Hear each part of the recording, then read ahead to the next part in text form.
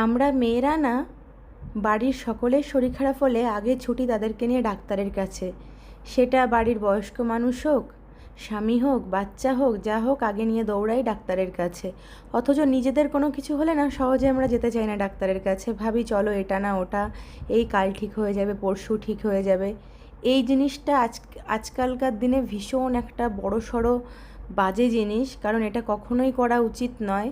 কারণ আমি মনে করি একটা মহিলা যদি সুস্থ না থাকে, সেই পরিবারটাকে ধরে রাখার মতো যে শক্তিটা, সেই শক্তিটাই হারিয়ে যাবে। ওই জন্য বাড়ির সকলের অসুস্থতা যেমন আগে আপনারা ছোটেন ডাক্তারের কাছে তাদেরকে নিয়ে, তেমন নিজেদের শরীর খারাপেও আগে ছুটবেন ডাক্তারের কাছে।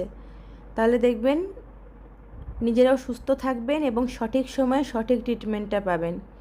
আমার গত 3 থেকে 3.5 মাস ধরে সকালে ঘুম থেকে ওঠার পর, তারপর বিকেলের পর থেকে দু পায়ে অসহ্য যন্ত্রণা হয়, হাঁটতে পারি না। মানে পায়ের নিচেটা, গোড়ালির থেকে পুরো পায়ের পাতাটা জুড়ে, একদম পুরো পায়ের নিচটা জুড়ে প্রচণ্ড ব্যথা, গোড়ালিটা বেশি ব্যথা। তো মোটামুটি 3 থেকে 3.5 মাস ধরে। তো আমি মনে মনে ভাবি হয়তো বা ইউরিক অ্যাসিড হয়েছে। আমার এমনিতে ইউরিক অ্যাসিড ফ্যাসিড এ সমস্ত নেই, কিন্তু ওই মনে মনে ভাবি হয়তো হয়েছে তার জন্য হয়তো এটা হচ্ছে। আজ যাব কাল যাব এই ভেবে ভেবেই সময়গুলো মানে প্রতিটা দিনই চলে যাচ্ছিল। কিন্তু এই 7-8 দিন ধরে এত অসহ্য যন্ত্রণা, আমি সকালে উঠে একদমই হাঁটতে পারি না, দেওয়াল ধরে ধরে আমার হাঁটতে হয়। খানিকক্ষণ হাঁটার পর তারপর গিয়ে পায়ে ব্যথাটা একটু ঠিক হয়। আবার যখন দাঁড়িয়ে রান্না করি, আবার সন্ধ্যার পরে, মানে কন্টিনিউয়াসলি ব্যথাটা বেড়েই চলেছে। তো এক প্রকার না পেরেই গত সোমবার ছুটলাম ডাক্তারের কাছে, অর্থোপেডিক সার্জন, আমাদের বাড়ির কাছে একটা মেডিকেল সেন্টার, এখানেই দৌড়ালাম। তো ডাক্তার দেখেই বলল যে এক্স রে করতে। আর আমি যে মেডিকেল সেন্টারে গেছিলাম ওর মধ্যে এক্স রে আছে, তো সঙ্গে সঙ্গে এক্স রেটা হয়ে গেল।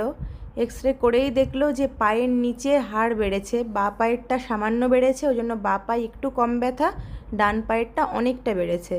আর এর ট্রিটমেন্ট বললো দুবাইতে ট্রিটমেন্ট হচ্ছে, ইঞ্জেকশান দেয়। তো বলল কি করব, আমরা ইঞ্জেকশানকে নেব কি নেব না। তো আমি তো প্রথমেই বললাম না, ইঞ্জেকশান নিয়েই নেব, কারণ অসম্ভব, মানে ব্যথা সহ্য করা যাচ্ছে না। তো যেমন বলা তেমন কাজ, ডাক্তারকে বলতে উনি ইঞ্জেকশানটা আমাকে দিল। আর ইঞ্জেকশান দেওয়া বাবা যে এত যন্ত্রণাদায়ক! ইঞ্জেকশানের সিরিঞ্জ একটু করে ঢোকাচ্ছিল ডাক্তার, আর বলছিল 1 থেকে 10 পর্যন্ত কাউন্ট করতে। ব্যথাটা যখন একটু কমছিল আবার একটু করে সিরিঞ্জ ঢোকাচ্ছিল। মানে এই রকম ইঞ্জেকশান আমি আজ পর্যন্ত নিইনি, এত পেইনফুল ইঞ্জেকশান তা বলার মতো না। তারপর যাই হোক, আমার এক পায়ে ইঞ্জেকশান দিল, আর এক পায়ে বলল যে 3 দিন পরে দেবে। আর যেহেতু শক্ত জায়গায় ইঞ্জেকশনটা দিয়েছে, তো যে অ্যাসিস্ট্যান্টটা ছিল ডাক্তারের সাথে, ও বললো বাড়িতে গিয়ে ওখানে বরফ দেবে, আর 3 দিন কিন্তু অসহ্য যন্ত্রণা হবে, যেহেতু শক্ত জায়গায় সিরিঞ্জটা দেওয়া হয়েছে। সত্যিই তাই, তারপর থেকে পায়ে মানে সব সময় একটা মানে বিচ্ছিরি রকম যন্ত্রণা। সেই ব্যথাটা তো ছিলই, তার থেকেও বেশি ব্যথা ইঞ্জেকশনের ব্যথা। তো যাই হোক, একটু ভালোর জন্য তো এটা সহ্য করতেই হবে, যাতে ওটা যাতে ভালো হয়ে যায় তার জন্য এইটুকু ব্যথা আমাকে সহ্য করতে হবে। তো সেটাই বলছিলাম, আমাদের মেয়েদের দেখেছেন তো, মানে আমরা পরিবারের বাচ্চার অসুস্থতাই বলুন, যে কোনো লোকের অসুস্থতায় আমরা আগে দৌড়াই ডাক্তারের কাছে, কিন্তু নিজেদেরগুলো আমরা ইগনোর করে দিই। আমি যদি আমার এই প্রবলেমটা আরও যদি কিছুদিন আগে ডাক্তারকে দেখাতাম, তাহলে আমাকে এতদিন এই কষ্টটা ভোগ করতে হতো না। এই হচ্ছে ব্যাপার, আমরা মেয়েরা এরমই হই।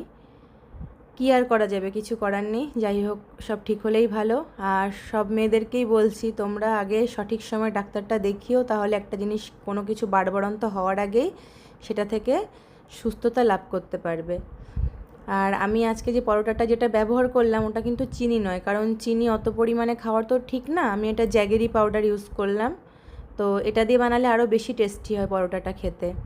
আর এই ছোটো পরোটাটা আমি অরির জন্য বানাচ্ছি, কারণ যে কোনো খাবার আমি এখন ওকে দেখাই যে আমরা এটা খাই, তো এটা দেখে ও শিখছে, আর ও একটু একটু করে খেতে ভালোবাসছে।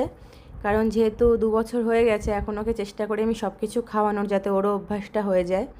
আর পরোটাও টুকটুক করে কিন্তু খেয়েই নেবে, সামান্য একটু হয়তো থাকবে। এই একটু একটু করে খেতে খেতেই না একদম পুরোপুরি খাওয়াটা শিখে যাবে। তো সবাই খুব ভালো থেকো, সুস্থ থেকো। তোমাদের সাথে দেখা হবে আবার পরবর্তী কোনো ভিডিওতে। Bye bye.